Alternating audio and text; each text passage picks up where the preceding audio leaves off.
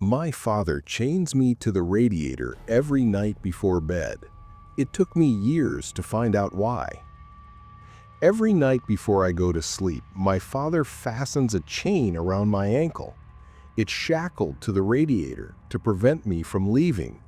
I can't even go to the bathroom without calling for Dad to unlock me. I was 9 when I discovered how strange that was. Dad always told me never to mention it. He said I'd get in big trouble if I did. But one day I slipped up. I accidentally blabbed to my best friend at the time, Susie, when we were at recess. "My parents let me stay up until 11 last night. Bet yours wouldn't let you do that," she'd exclaimed, a smug grin plastered across her face. "I never get to stay up late. Dad said I have to put my ankle brace on every night at 7 o'clock so the monsters don't get me. No exceptions," I'd said, absent-mindedly jabbing a stick into an anthill. Susie had been silent for longer than normal. I turned to find her brows furrowed. "What kind of ankle brace? I never had to do that." In that moment, I realized 2 things. 1, that I'd said too much, and 2, that my sleeping arrangement was anything but ordinary. Dad continued to chain me to the radiator even through my teenage years. I was never allowed to have sleepovers, I wasn't allowed to go on vacations, and I definitely wasn't allowed to know the location of the key.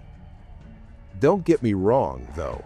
By what I've described so far, it probably sounds like I sleep on a dingy yellow mattress in the corner of a dirty trap house basement. That's not the case. I have a bedroom, fully furnished with a dresser, a nightstand, a TV, and a queen-sized bed. I'm not living in squalor, which I suppose adds to the mystery of my circumstances. I've asked Dad why he does it on multiple occasions. As a little girl, I used to whine and moan about the ankle brace all the time. The answer was always the same: to protect you from the monsters in the night who come to take little girls. As I grew older, I asked less and less, until eventually I stopped asking at all. Until 2 days ago, that is. That was when I turned 17. Sasha and Maria threw me a fantastic surprise party with all my high school friends in attendance. None of them knew about my nightly confinement. I'd managed to keep it all under wraps, terrified that Dad would lose custody of me and that I would get placed in foster care until I was 18. So, without having a solid alibi, it was tough to refuse when the girls invited me to sleep over at Sasha's. "Look, it's just one night. You can't get away for that long? This is your freaking birthday, Sam. You need to let loose a little," Sasha said. Maria and Emily nodded in agreement. "I'm sorry, but I can't," I replied, my eyes glued to the floor. "My dad won't let me." "Can't you at least ask? The worst he can say is no, right?" Anna chimed in. "But I already know what he's going to say." "You won't find out unless you try," Maria said, arms folded across her chest. "Just ask him, all right?" I sighed, realizing that this wasn't a battle I was going to win. "Okay, I'll talk to him, but don't get your hopes up." My heart jackhammered in my chest as the ankle brace clicked shut. "I love you, sweetheart. Happy birthday," Dad said, kissing my forehead. He stood, heading for the door. This was my chance. Dad?" He stopped, one foot in the hallway. "What's up?" "Can I talk to you about something?" His expression dropped, and I could see the worry etched across his features.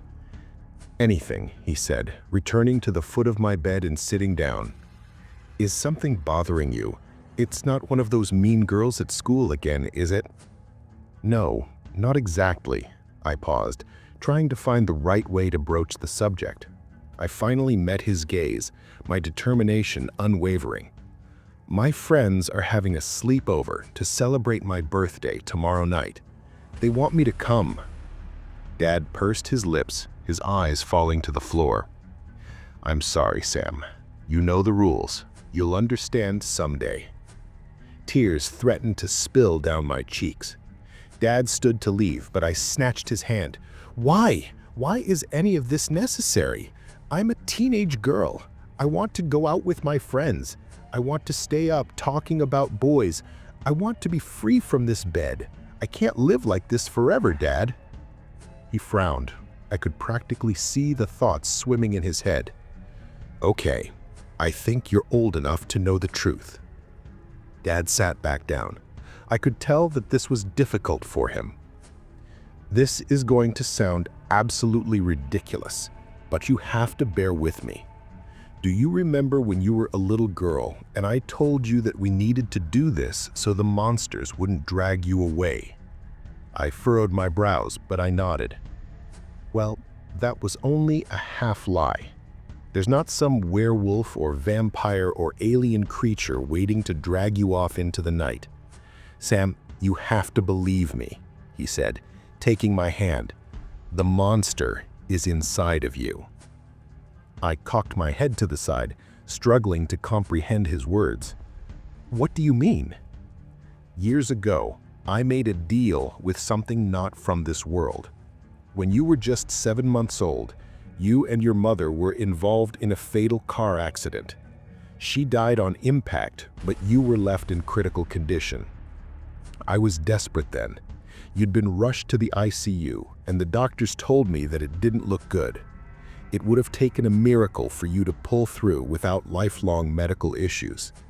Samantha, I have never been a religious man, but that night I prayed. I prayed to any deity that would listen just to make you healthy again. I'd already lost your mother. I couldn't lose you too. He paused, tears running down his cheeks before continuing. I didn't expect it to actually work, but it did. Something answered my prayer, but it didn't come without a price. In exchange for your life, this entity has been living inside you for the past 16 years. It only awakens in the moonlight. So I did the only thing I could do. I kept you from going out at night.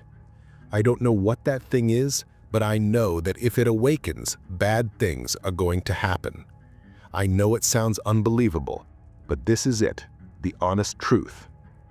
I stared at Dad as he searched my expression. It was then that the realization finally hit me. My father was utterly insane. My finger hovered over the button. I took a deep breath, the weight of my plan sinking in, and I pressed send. Got Dad's permission. I'll be there tonight. The group chat blew up with a slew of celebratory responses. I felt a war raging inside me as I read the replies. On one hand, I was more excited than I'd ever been in my life, but at the same time, a more sensible part of me knew that I couldn't count my chickens before they hatched. I couldn't afford to screw this up. I was off from school that day. Dad was busy working his second job. He'd be gone for a good 8 hours, offering me the perfect chance to enact my scheme. Bye, honey. I'm going to work. Be back later. All right, bye, I replied, my heart palpitating with anticipation. I watched through the blinds as Dad's car trundled down the street. Once his taillights disappeared from view, I made a beeline for his room. He kept the key to my restraints at the back of his sock drawer. Fortunately for me, this wasn't my first time snooping through his stuff. The process for having a key duplicated was surprisingly easy. To my luck, the key was a more modern model, not one of the clunky, old-timey ones seen on TV, so I didn't receive any strange looks when I asked to have it copied at the hardware store around the corner. I couldn't help but grin on the drive back home. I found myself rubbing my thumb along the smooth metallic surface over and over again, wondering why I hadn't thought of this sooner. That key was my ticket to freedom. I loved my father, but he needed to learn that his delusions were just that, and that I was done putting up with them. I couldn't stop pacing around the house all day, eagerly awaiting bedtime. I was so anxious when it finally arrived that I thought my head might explode. Dad locked the shackle around my ankle, as per usual, stood, then turned back to me. I love you, Samantha, more than you will ever know. Good night, sweetheart. Good night, Dad. I love you too. The door shut, and I waited with bated breath. listening for the sound of Dad's own bedroom door from down the hall. He was an early bird who seldom stayed up much later than I did. The second I heard the muffled sound of the door closing, I produced the key I had hidden inside my pillowcase and tried the locking mechanism. It slipped right in and turned with a satisfying click. I pumped my fist, relishing in my newfound freedom. Though I was relieved of my restraint, I wasn't stupid enough to make an immediate dash for the back door. If I wanted this to work, I had to be certain that Dad was asleep. I figured 30 minutes would be long enough. The seconds crawled past as I awaited my escape. The "where are you?" and "I can't wait for you to get here" texts from my friends didn't help. But eventually, the time came for me to sneak out of the house. I was giddy with excitement as I tiptoed down the hall. The silence that permeated the house felt deafening. Each soft footfall thundered in my ears as I snuck along. I tensed when I passed Dad's room. He must have been fast asleep by then because I didn't hear so much as a peep upon reaching the back door. My breath caught in my throat as I unlocked the deadbolt. I turned the handle, inching the door open ever so slowly to prevent it from squeaking. And there it was. The night sky was even more beautiful than I had imagined. For the first time in my teenage life, I was looking up at the stars. I took a step forward, eyes glued to the heavens, and... "Sam? What are you doing?" My blood turned ice as my father's voice rang out through the cool night air. I turned, tears welling in my eyes. This couldn't be happening. I'd been so careful. "Sam, please, get away from the door and come back to bed," Dad said, extending a hand. I took a step back. My foot had crossed the threshold. "No, Dad, I won't," I said, unable to contain my sobs any longer. "You can't keep me like this forever. I won't do it anymore. I have a life, Dad. I want to live." I backed up, retreating so that I was standing under the moonlight, tears freely flowing down my cheeks. All the color drained from Dad's face as he watched me extending my hands to the sky. I felt so free, so alive, so wrong. A strange sensation began to prickle the nape of my neck. It crawled across my skin, enveloping my body like a blanket. My head suddenly grew foggy and my vision began to blur. "Dad? What's happening to me?" The last thing I remember was Dad rushing over to me before everything went black. My eyes were trained on the sky when I regained consciousness. A soft babbling sound drifted to my ears. My body felt strange, cool. The realization hit me like a ton of bricks. I began to tremble, dread swallowing me like a python as I mustered the courage to glance down. I found myself standing in a river, the water nearly up to my chin. It's been 3 weeks since then. My phone was gone, my clothes were soaked, but when I finally managed to find my way back home sopping wet and shaken to the core, I found Dad. This time, he was shackled to the radiator, bound and gagged but otherwise unscathed. I untied him and apologized as I fell into his warm embrace. I should have believed him. My father isn't crazy. He never was. Something sinister lives inside of me, and it wants me dead. That's why I'm determined to never let it free again.